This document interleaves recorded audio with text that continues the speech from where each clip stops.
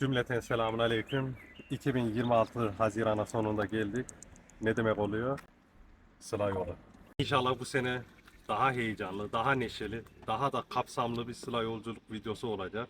O zaman hadi yine çayınızı demleyin, çitleğinizi de alın. Çünkü yine hep beraber sıla yolculuğuna çıkıyoruz. Ya Rabbim, inşallah dönüşte de böyle boş döner araba. Tut elimden güzelim. Araba hazır şimdi, her şey yerinde. Bir de bakalım Muhammed hazırlanmış mı?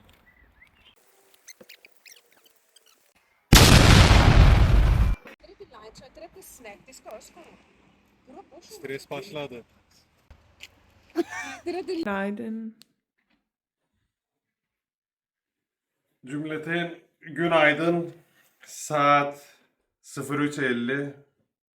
Gördüğünüz gibi yeni kalktık. Halen uyanamadık. Muhammed herhalde dışarıda bekliyor. 10 dakika içinde çıkacağız yola. Onun için hadi devam edelim. Mustafa Çolak, dostum benim. Yine Sıla yolu, gel yola çıkalım. Kalp atışları Muhammed de neredeyse hazır herhalde. beraber mutlulukla Yola çıkmaya hazırız. Çok şükür yola çıktık. Muhammed arkamızdan geliyor. Biz arabada 4 kişi, onlar arabada 4 kişi. Daha ilk defa bu kadar erken çıkıyoruz yola. Erken derken yani tarih olarak. Bugün 6 Haziran. Saat şu anda 04:10. Kendimizi biraz daha garantiye almak için. Hadi Yusuf, Hira, bir duamızı yapalım. الله الصمد لم يلد ولد ولم يولد ولم يكن له كفوا أحد بسم الله كفوا أحد بسم الله الحمد لله رب العالمين الرحمن الرحيم مالك يوم الدين نستعين اهدنا الصراط المستقيم عليهم غير المغضوب عليهم ولا الضالين. Amin. Ya Rabbim inşallah kazasız belasız sağ salim vatanımıza kadar varırız. Amin. Bu seneki değişiklikler ne var? Tatil rekoru kırıyoruz biz. Bu sene iş yerinden tatilim tam 10 hafta. Bu 10 haftanın 9,5'unu inşallah Türkiye'de, biraz da tabii Sırbistan'da dönüş yolunda öyle geçireceğiz. Yola beraber çıkıyoruz söylediğim gibi ikiz kardeşim Muhammed'le. Değişiklik olarak ne olacak? Daha kapsamlı bir video olacak. Bulgaristan yeni çevre yolunu açtı. Artık o bildiğiniz Sofya kavşağından geçmiyoruz. Macaristan'da büyük inşaatlar varmış otobanda. İnşallah sorunsuz, neşeli, eğlenceli bir yolculuk olacak. Bütün masraflar aynı geçen yılki video gibi. Hatta bu sefer böyle akıcı şöyle köşeye, şöyle tam şuraya gibi dring diye ortaya çıksın. Bütün masrafları oradan göstereceğiz akıcı. Her masraf çıktığında. Ama şimdi herkesten müsaadenizi isterim. Ben uyuyacağım. Direksiyonda ne ala? Gemimize tam 1,5 saat var. Bir buçuk saat bir uyuyayım ben. Haydi. Yavrum nenni, nenni, kuzum nenni, yavrum nenni. Tanımayanlar için kendimizi tanıtalım. Adım Mustafa Çolak. Danimarka Helsingör şehrinde doğdum, büyüdüm. 35 yaşındayım. Aslen Konya, Kozanlı köyünden. Şu Spa'da benim oğlum Yusuf Çolak. Sen kimsin? İğrenç. Sen kaç yaşındasın Hira? 10. Yusuf? 8 yaşında da Yusuf. Hanımım, avratım, kadınım, Nela, Ora. Nela Çolak. Sırp kökenli Daniela Çolak. Öbür arabada ise ikiz kardeşim Muhammed. Gördüğünüz gibi aynı binada kalıyoruz. Aynı blokta. Komşuyuz. Yine bu sefer beraber yola çıktık. Aynısını 2024'te de beraber çıktık Sıla yolculuğuna. Onun da videosu var kanalımda. Bu Sıla yolu videolarını izliyorsanız zaten 2024-2025'i izlemenizi tavsiye ederim. Kanalımda bulursunuz. Özellikle 2024 dönüş videosunu tavsiye ederim. Orada arabamız Sırbistan'da bir arıza yaptı. Bayağı neşeli, aksiyonlu bir video o. Onu izlemenizi tavsiye ederim. Şimdi de limana geldik. Limana geldik. Yola. Limana girişi yaptık. Buradan bileti okutup sıramıza giriyoruz.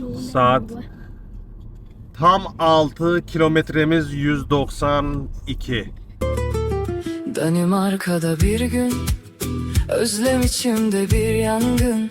Sevdamın kollarında, Türkiye'ye dönüş hayali var aklımda. Gözlerimde yaşlar, Limana geldik. kalbim 12 bir derece. tünel. Donuyoruz. Özlemi sardı her yanı. İnşallah yarın 25 derece İstanbul'dayız. Darbuka çalar dostlar, ritmi kalbime vurur. Sazın sesiyle yankılanır, bu yolculuk yolumdur. Sıla yolculuğum başlar, hasret dolu yolda. Danimarka'dan Türkiye'ye, sevda gurbet dağda.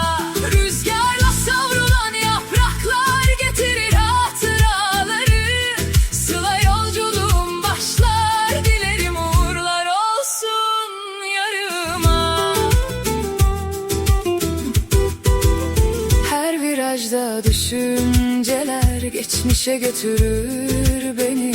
Ana kucağım o sıcak yudum su gibi, içimden geçer sevgin. Kalktım yola, yoldaşım bu saz, dostlar yanımda. Sonunda hissediyoruz şimdi yolculuğa çalarken çıktığımızı. Çünkü sevda. Almanya'ya bir herhalde yarım saatimiz kaldı.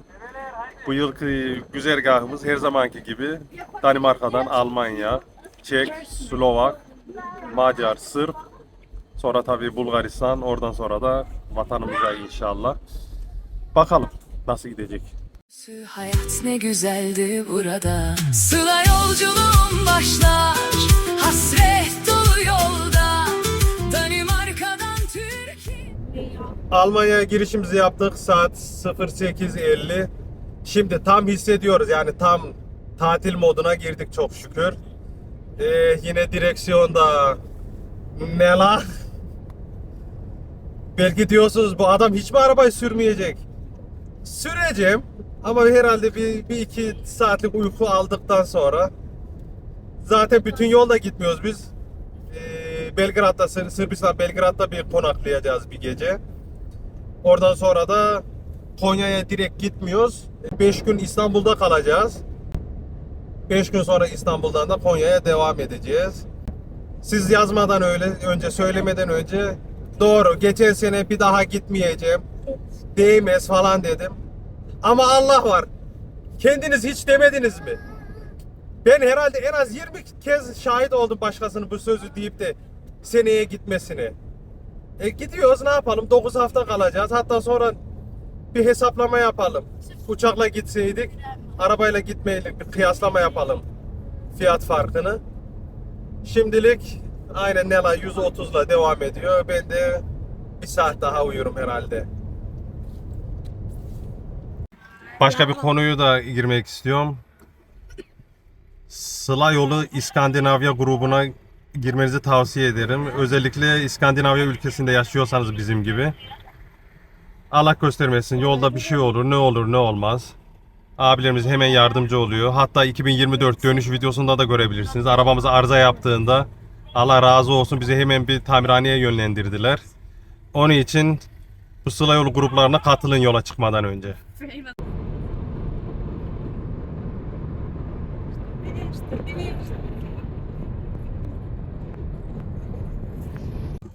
Vallahi ilk defa bir hafta sonu yola çıkıyoruz. Bu 4. Sıla yolculuğumuz. Her seferinde Haziran ortası 18, 19, 20 gibi her zaman çarşambaya denk getirirdik. Bu sefer Muhammed'le beraber çıkmak için Cumartesi çıktık. Bizim işler biraz karman karışık oldu. Muhammed ilk başta pazartesi yola çıkıyordu. Ben bugün çıkacaktım.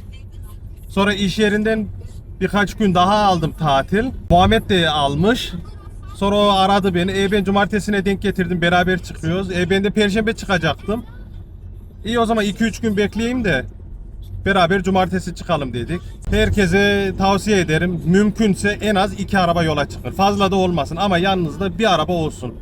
Allah göstermesin. Başınıza bir şey gelir, bir kaza olur, araba bir şey olur.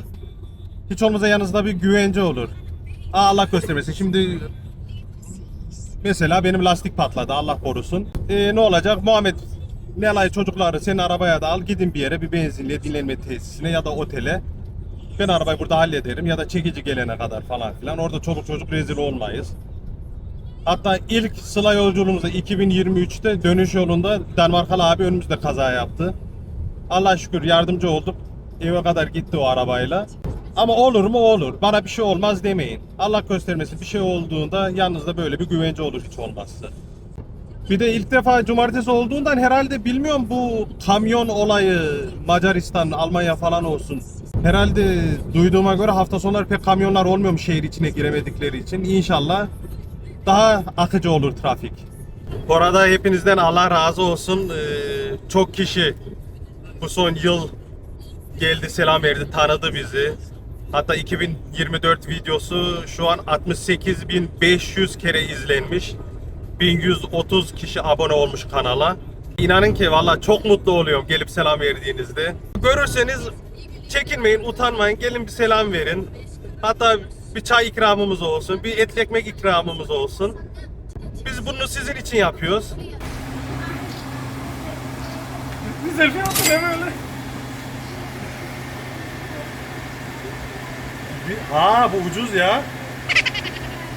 1.83 mi oluyor? Ya o zaman iyi. Çok iyi.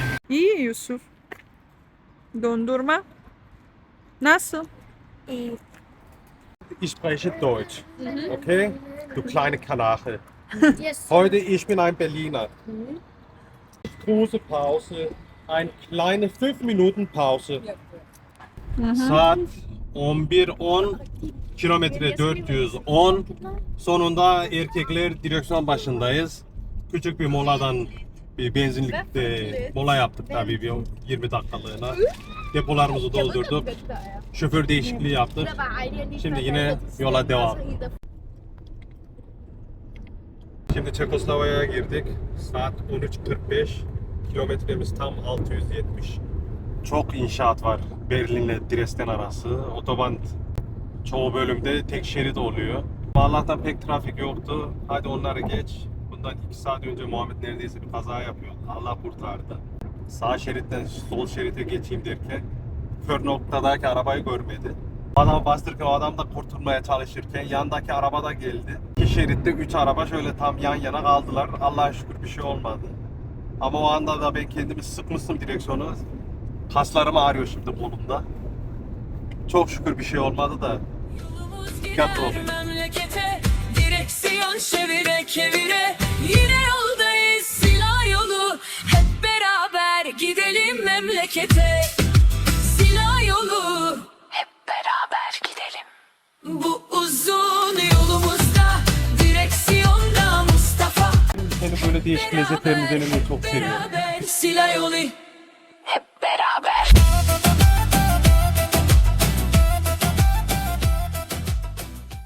Saat 15:10 kilometre 770. Praha şehir merkezindeyiz şu an. Allah'a şükür akıcı gidiyor. Trafik de iyi, hava da güzel. İsterseniz şöyle çabuk bir kafadan hesaplama yapalım uçakla, arabayla gitmenin farkını. Şimdi 4 kişi Danimarka'dan uçakla Konya'ya gideceksek adam başı bilet herhalde 4500 koron civarı şimdi.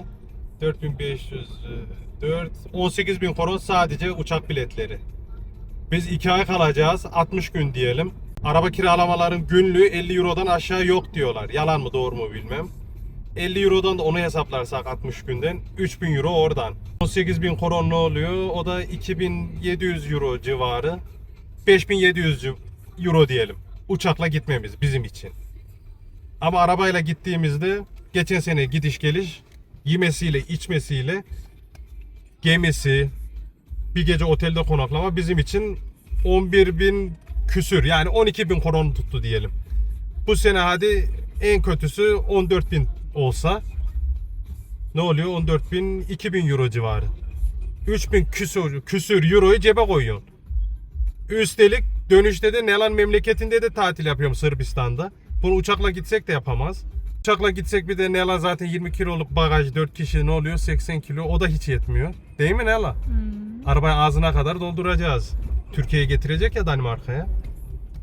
Onun için arabayla gidiyoruz kardeşim. Mustafa Tolak, Mustafa Tolak, Sila yolu. Mustafa Allah razı olsun. Geçen seneki videoda birçok güzel yorumlar geldi.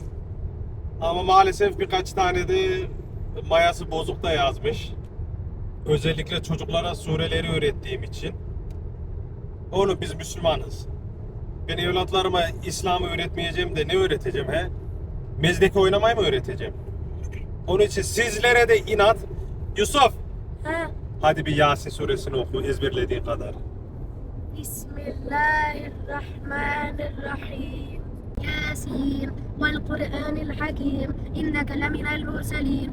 Ala sıratın mustakim. Tenzilel azizirrahim. لتنذر قوما ما أنذر آباؤهم فهم غافلون لقد حق القول على أكثرهم فهم لا يؤمنون إنا جعلنا في أعناقهم أغلالا فهي إلى الأذقان فهم مقمحون وجعلنا من بين أيديهم سدا ومن خلفهم سدا فأغشيناهم فهم لا يبصرون وسواء عليهم أأنذرتهم أم لم تنذرهم لا يؤمنون إنما تنذر من اتبع الذكر وخشي الرحمن بالغيب فبشره بمغفرة وأجر كريم إنا نحن نحيي الموتى ونكتب ما قدموا وآثارهم وكل شيء أحصيناه في إمام مبين آمين. Ağzına sağlık. Kulaklarımızı da temizledi Yusuf. Ruhumuzu da temizledi. Başka bir şeye de girelim. Aranızda yaz aylarında saç ektiren oldu mu ya? Ektirmeyi düşünüyorum. Kimi yazın yapılmaz falan dedi işte. Yaptıysanız yorumlara bir yazın. Bu arada Yusuf'a da bir maşallah yazın ya artık. Oğlan hiç olmazsa iştah biraz daha kabarsın. Ne güzel ezberliyor. yüz yolda, Sıla yolunda dostlar. Gelin hep beraber gidelim. Anılarla dolup taşalım. Memleketin özlemiyle ayak basarız toprağa. Yolumuz gider memlekete. Direksiyon çevire çevire. Yine yoldayız. Sıla yolu. Saat 17.57 kilometre 1042 Slovakya'ya girişimizi yaptık. Çok şükür vallahi böyle akıcı bir trafik daha ilk defa yaşıyorum Sıla yolculuğunda. Yollar bomboş. Ne diyor? Röşke kapısına 4 saat 10 dakika Röşke kapısına 4 saat 10 dakika kalmış. İnşallah böyle akıcı devam eder. Ama bütün yol inşaat vardı her yerde.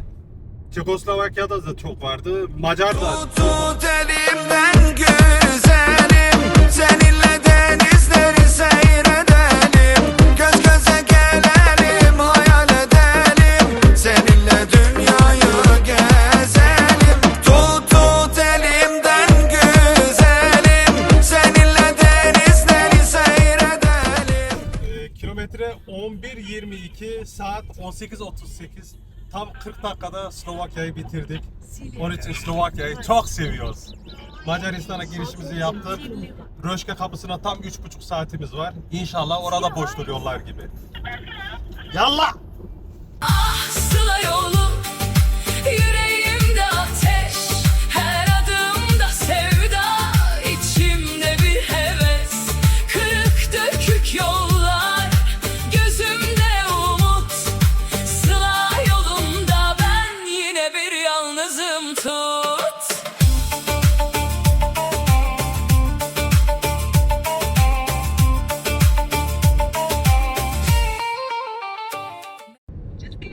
Vallahi Saat 19.40 kilometre 1245. Budapeşte'yi herhalde geçtik ya.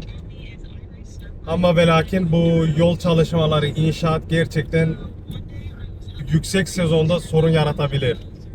Ne zaman biteceğini bilmiyorum da Haziran sonu diyorlar da zor gibi. Bütün vallahi herhalde toplam bir 20 kilometre falan böyle inşaatlı yollardan geldik. Halen de devam ediyor. Pek değişik bir şey bulamadık Macaristan'da. Denemeye değmez. Benim mazot doldurduk. Ne kaldı kapıya, Röşke'ye herhalde 1,5 saat var.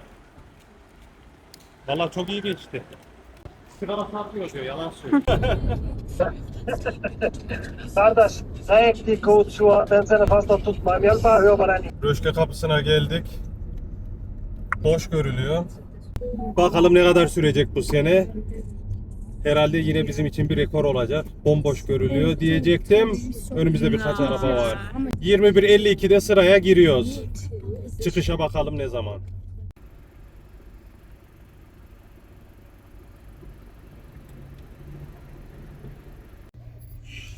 ...22.51...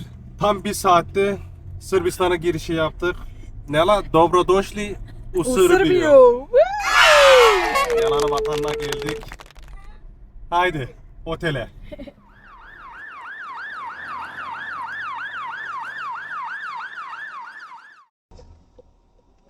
Dobro večer.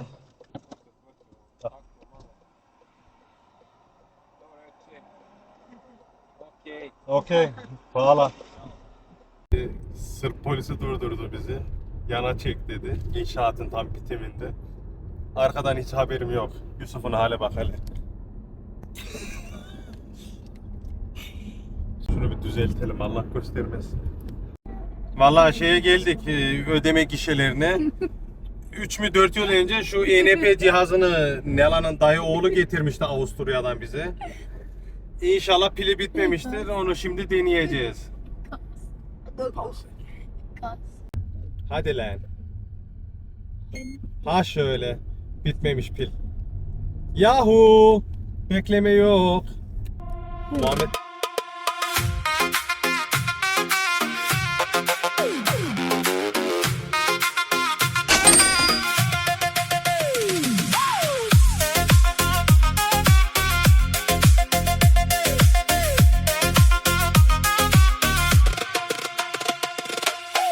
Bu yıl Otel Hedoniç'e gitmedik. Oysa 3-4 senedir oradayız. Geçen sene biraz iyi değildi diyelim. Pek memnun kalmadık. O yüzden bir arkadaşın tavsiyesiyle buraya geldik. Otel Garnize'de. Vallahi diyorum fiyat performans olayında daha böyle bir şey hiç yaşamadım. Çift oda birleştirilmiş. Kahvaltısı içinde. Park yeri tam önünde. Herkese öneririm. Fiyat da en ucuzu. Belgrad'dayız. Muhammedgil'le buluşmaya gidiyoruz. Otelleri aynı denk getiremedik. O erkenden almıştı. Pazartesi çıkacaktı çünkü planında. Sonra cumartesiye değiştirince bizim otelde yer yoktu. Onun için böyle aramızda bir 10 dakikalık mesafe var. Şimdi onunla buluşup devam edeceğiz inşallah Bulgaristan'a, oradan da Kapıkule'ye. Haydi Konya yoluna. Yola düştüm. Altımdaki tekerlekler döner durur durmadan. Sabrım azaldı. Gözüm hep yeşil. Tabelalarda Mevlana kapısı göründü uzaktan. Karnım acıktı. İştahım kabardı. Etli ekmek yanına bol köpüklü ayran. Hepsini yedim doymadım yine geldim. Etli ekmek yanına... Sırbistan'da benzinliklerde hep kazıklanıyoruz diyorsunuz. Size ne yapacağınızı anlatacağım şimdi. Benzinliğe giriyorsun. Güneş gözlüğün varsa hatta onları da tak. Gir içeri şöyle kendine şöyle iyi bir özgüvenle gir. Zdravo! Mesela 1 numaralı pompada doldurduk biz. Pumpa broj 1. Pumpa broj 2. Pumpa broj 3. Pumpa broj 4. Öyle de adam seni kazıklar mı bakalım valla. Seni resmen Sırp sanacak. Bir de başka bir şey. Gözünüzü seveyim. Sırbistan'da hız sınırı neyse onunla gidin. Çünkü burada öyle polis durdurup sana ceza fişini veriyor ya da orada yolda ödeme falan yok. Resmen adamın anasını ağlatırlar. Burada ceza ne olursa olsun nöbetçi mahkemeye çıkaracaklar. Mahkemeye kadar da herhalde tutukluyorlar yanlışım yoksa. Rezil olursunuz. 130 diyorsa 130 gidin. 80 diyorsa 80 gidin. Beni kazıklayamazlar.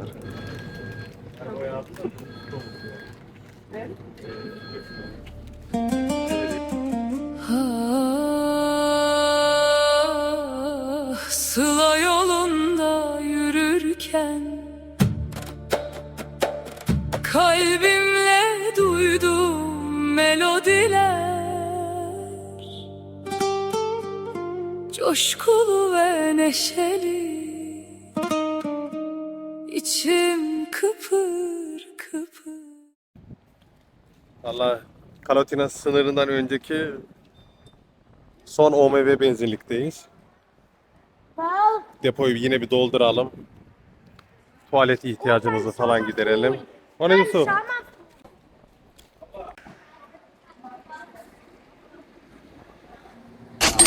Yoruldum Ahmet. Biraz ya. Yine uyudun bir. Yok ya, bir 20 dakika falan uyudum. Şu var ya şu latteli. Bunu deneyin. Nela bunun hastası. Lena, hi. Senin kahveden var. İstiyor. Saat 13.45. Kilometremiz 2006. Sınıra geldik. Ne bu? Gradinje Kalotina kapısına. Önümüzde sadece 5-6 araba var. İnşallah çabucak çıkacağız. Nela, Sırbistan'a bay bay dedin mi? Ama geri döneceğiz Sırbistan'a tabi. Dönüş yolunda bir hafta 10 gün kalıyoruz. Bunu her sene yapıyoruz. Ne yaptığımızı da merak ediyorsanız kanalımda da video var. Sırbistan'da eşimin köyünde tatil diye. O ne Yusuf? Muz dondurma. Buz gibi açıyorsun dondurmayı. Bak bunun için diyoruz. Değişik ülkelerin değişik şeylerini tatın.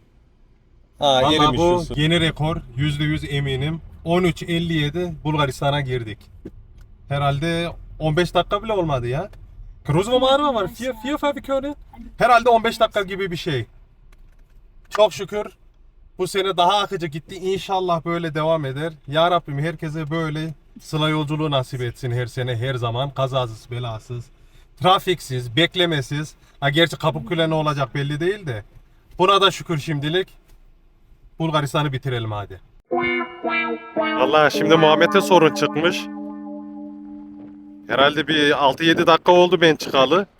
Ben ondan önce çıktım. Yan sıradaydım ben. 240 euro ceza var diyormuş. Onu ödeyeceğim falan diyormuş. Şimdi ne yapacak bilmiyorum. Direksiyon çevire çevire yine yoldayız. Silah yolu. Böyle yapıyor. Çolak bir şeyler anlamadım ben de. Türk müsün dedi, güldü şöyle. Türk'üm dedim. Sorun fascina. Bırak mı hinen? Çolak molak bir şeyler sayıp Nasıl? duruyordu. Oturan kadına hindi sapı kopuyor. Şöyle bir şeyler saydı, şöyle yaptı. Kadın bana dedi hinda sağıra. Sen dedi duha kör 105.3 var. Bayağı sürmüşsün dedi. Bir de ilerlemişsin. İlk bir çayla nu, suskura har betalt 700 dedi. Nu, hvis du betaler nu, er den på 350. Benden sana dedi 250 verdi dedi. Kağıtta da yazıyor 350 diye. 250 ver, hadi eve dedi. İyiymiş kadın yine valla. Yani eve gönderseydi şeyi 700 euro olacaktı. Burada 350, kadın sana iyilik yaptı 250. Benden sana 250 dedi. Hadi eve dedi. Oğlum boşuna demiyorum ben. Bulgaristan'da ne yazıyorsa onu gideceğim. Allah ya. Hadi devam edelim. Haydi bismillah. Boşuna demiyoruz. 60 diyorsa 60 git. 80 diyorsa 80 git. 20 diyorsa 20 git lan. Aha değdi mi? 350 euro para gidecekti yoksa. Allah'a ya. Kimse laf anlamıyor. Ne yazıyorsa onu git. Değdi mi? 60'lık yolda 105'le yakalanmış geçen sene. Şimdi 50'lik yolda nasıl kuzu gibi 50 gidiyor. Ama bak ne güzel şimdi kuzu gibi 50 gidiyorsun he. 80 diyor, 80'e çıkabilin şimdi. Bu yeni çevre yolunu da çok güzel yapmışlar. Hiç şehir merkezinden geçmedik. Kalotina'dan Kapıkule'ye resmen komple otobandan gidiyoruz. Bu çok güzel olmuş.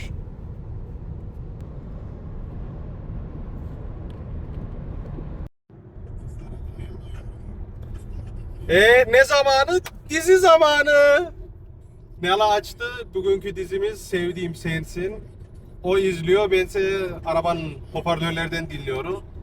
Şimdi çiçeklerimizi, içeceklerimizi içerek keyif yapacağız. Hadi Nela, hadi başlıyor. Saat 17:19, kilometre 2343. Kapıkule'ye bir 20 kilometremiz kaldı herhalde. Kapıkule ya da bu Kaptan Andreevo sırasına girdik. Bayağı bir sıra var. Yoğunluk belli. Ama akıcı gidiyor herhalde. Bakalım ne kadar sürecek. Herhalde bir saatimizi rahat alır. Hayırlısı. Memlekete direksiyon çevire çevire yine yoldayız.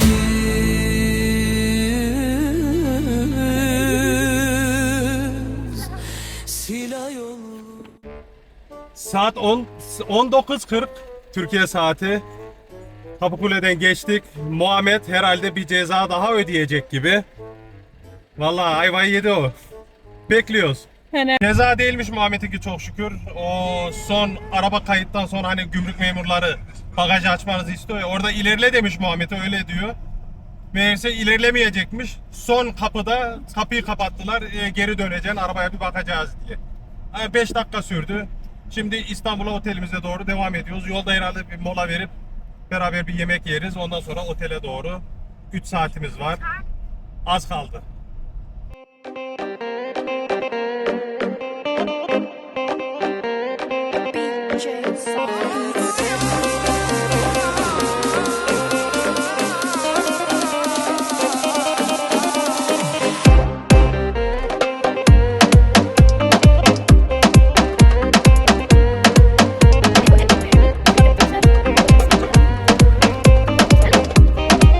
Geldik yemek molasına. Nela, et yemekten mi korkuyorsun? Nela zehirleniriz diyor. Haydi bismillah.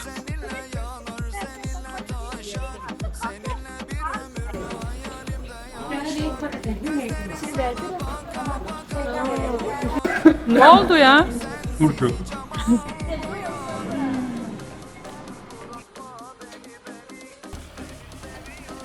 Atla buraya güzel kız.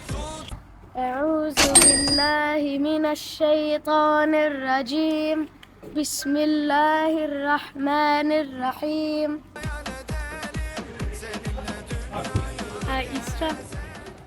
Saat 22:23, kilometre 2550, Kuzey Marmara Otoyolu'na döndük. İstanbul Fatih'e doğru gidiyoruz. İnşallah otelde bir aksilik çıkmaz. Arabayı otelin önüne park edip bir 4-5 günlük tatil yapıp İstanbul'da Konya'ya devam edeceğiz. في Bekle. تنهي Mustafa Tolak, silah yolu. Mustafa Tolak, silah yolu.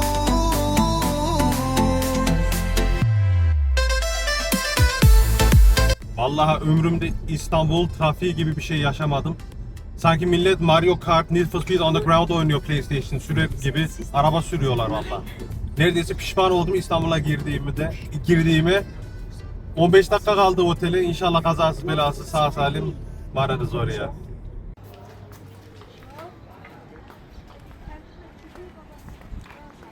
Tam otelin önünde parkımız var. İyi mi? Ama etli ekmeği özledik herhalde. Belki erken çıkış da yaparız. Vallahi hiç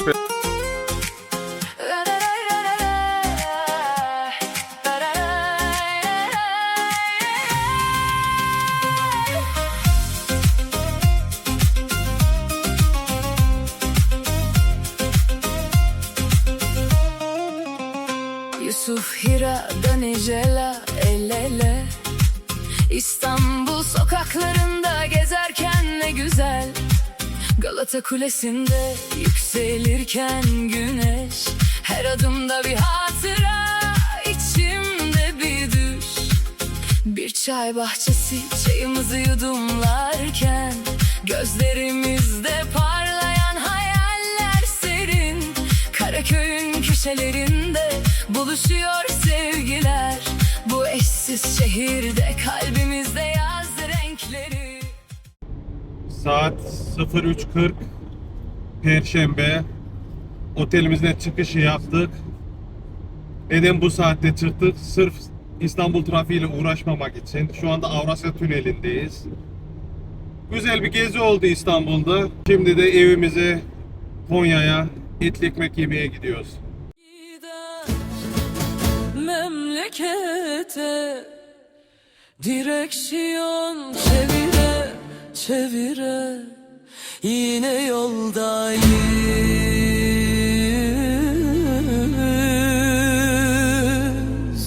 silah yolu. Saat oldu 10:45, kilometremiz 3189, Kulu'ya giriyoruz. Bir yarım saat önce bir mola verdik, kahvaltı yaptık hep beraber. Yorgunluk da bastı. Bütün yolculuğu şöyle bir toplayacak olursak, birincisi Bulgaristan yeni yol çok güzel olmuş. Bütün yol otoban artık. Kavşaktan geçme yok. İkincisi, bu 4. sıla yolculuğumuz en rahatı oldu. Hiç trafik görmedik. Üçüncüsü, inşaat çok var. Berlin'de Sırbistan'a kadar inşaat var doğrusu. Bizim için sorun olmadı trafik olmadığı için de, ama bu yol çalışmaları 3-4 hafta içinde bitmezse yüksek sezonda bayağı sıkıntılı olabilir, ya da trafik olduğu zamanlarda. Onun için inşallah o yol çalışmalarını bitirirler. Valla dördüncüsü de otelde iyiydi İstanbul'da. Park sorunu yaşamadık. Önce bir gezdik İstanbul'da.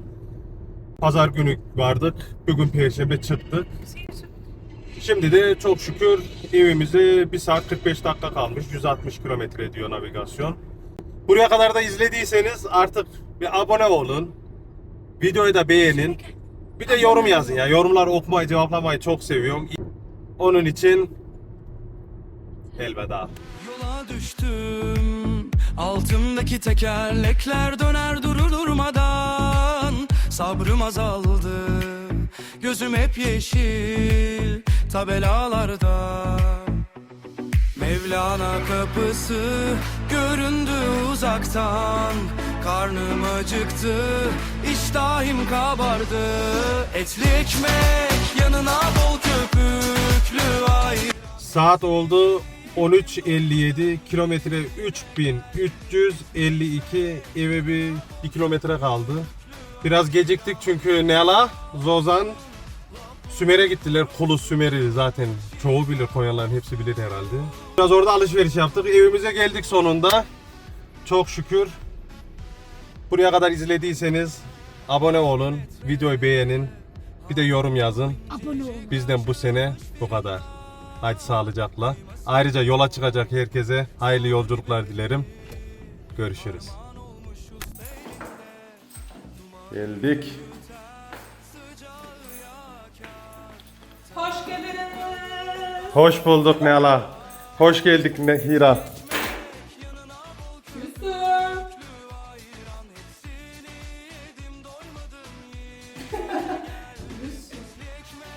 Sonunda.